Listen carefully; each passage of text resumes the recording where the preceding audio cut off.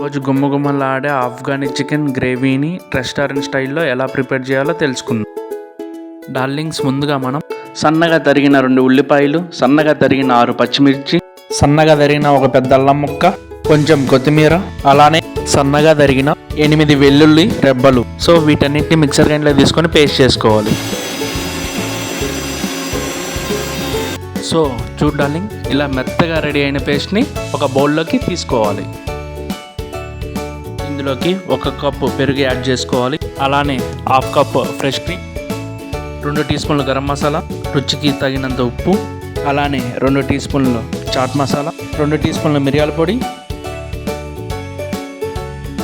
1 table spoon kasuri methi, సగం నిమ్మరసం. వీటన్నిటిని బాగా కలుపుకోవాలి. బాగా కలుపుకున్న దాన్ని 1/2 కేజీ చికెన్ పైన వేసుకోవాలి.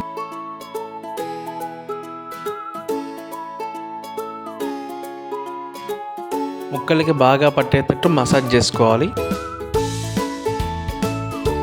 ఒక 2 అవర్స్ మ్యారినేట్ చేసి పక్కన పెట్టుకోవాలి.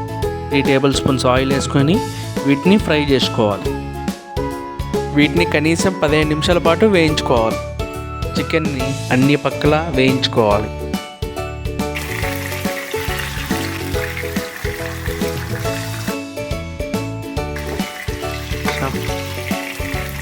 ఫ్రై చేసుకున్నవన్నీ ఒక ప్లేట్లో తీసుకోవాలి.